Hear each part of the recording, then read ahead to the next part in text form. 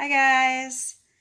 So tonight we're going to talk about the third archetype, the warrior, right? And that's the most well-known archetype.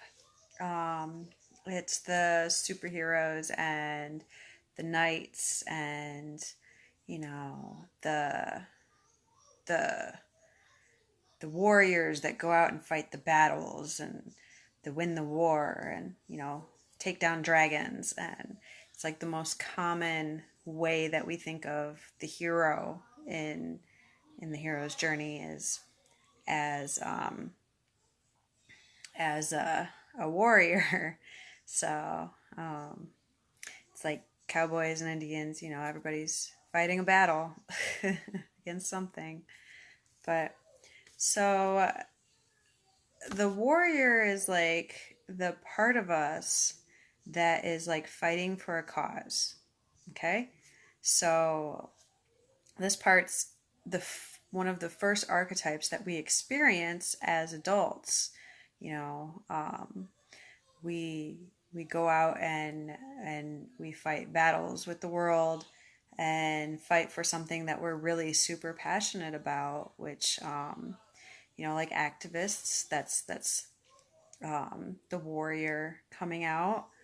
They're fighting a battle for what they believe is right. Um, I'm trying to think, like we do battle every day. It doesn't even have to be like a physical battle.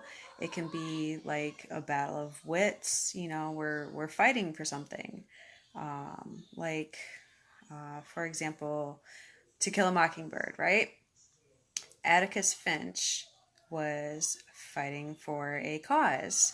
Um, so he was fighting this battle to try to win his case and bring that level of equality to the world. And we see it in a lot of different stories, and we experience it every day in our lives. And you know, sometimes we have that overactive warrior, the shadow warrior, right? And the most commonly well known way that this is manifested in like pop culture is Darth Vader. Okay, so like if you think about it, it starts out with Anakin, and he's this little innocent, right? And as he gets older, he starts to learn more, and he has this fall where he feels like, he's orphaned, everyone's out to get him. And then his mother, like, literally dies, and he's orphaned.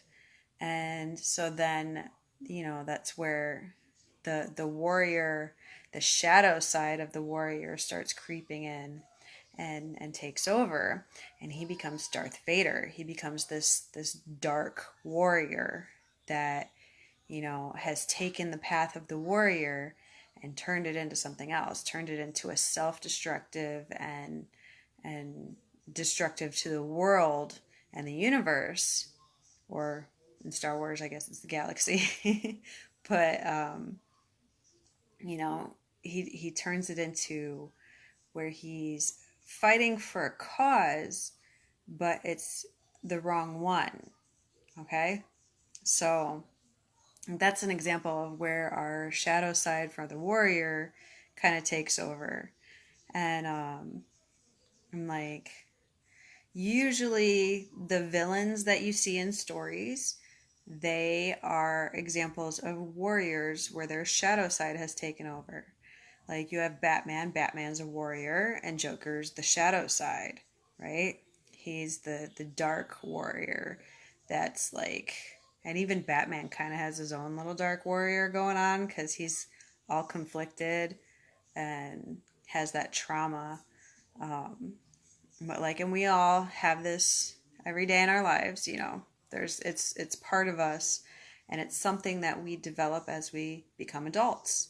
Um, and unfortunately, if someone doesn't have their caretaker developed very well, they're probably going to be wanting to fight everyone and everything. Like those people that you see that are mad all the time and wanting to fight everyone, they typically have wounds in their innocent and their orphan side, and they haven't dealt with those, and so they go out and they want to fight battle with everyone. Okay, and they haven't developed that nurturing caretaker side as much yet.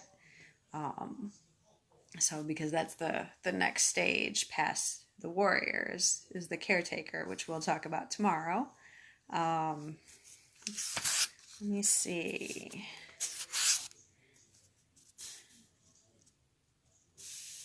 I don't think I want to bring that in yet today.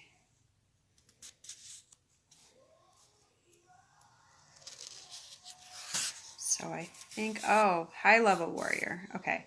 So there's also, in the warrior, there's the shadow side of the warrior, but then there's also this thing called the high level warrior, which is where the battle is fought within ourselves, right? So instead of fighting external dragons,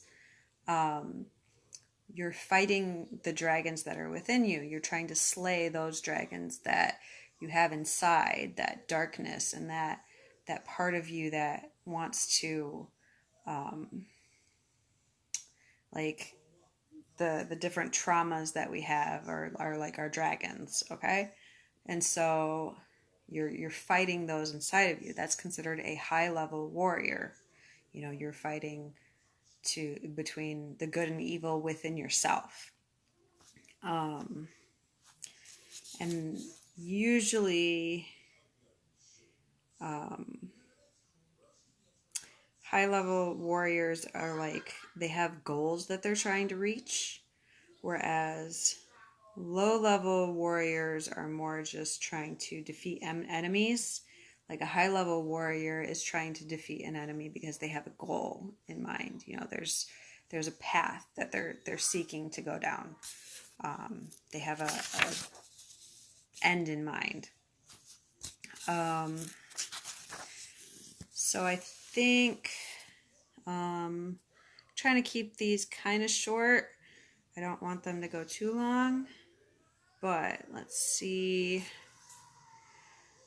what kind of exercises we have that can help manifest your inner warrior.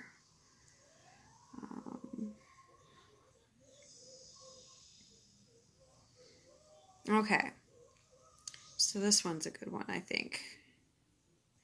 So you're going to picture some kind of end goal in mind, okay?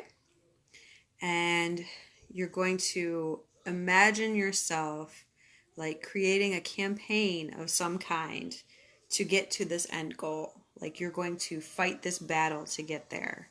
And it can be anything at all. Like it can be something that you want in real life. It can be imagined. Just imagine yourself fighting these mythical dragons to get to this thing that you want, to this end goal. Imagine yourself being the high level warrior, okay? And then when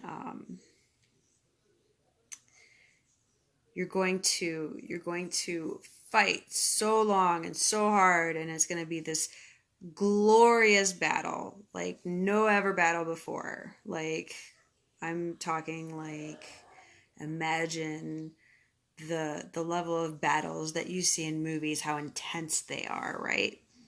And you're going to defeat your dragon, and then once you defeat your dragon, you get to enjoy the spoils of the battle, you know, the spoils of war. You get to enjoy defeating that dragon and what comes after. And so once you do that, like take the time to feel that feeling of victory over that dragon, okay? Feel that victory and that joy of what your end result is, okay? So I think that's going to end it for tonight.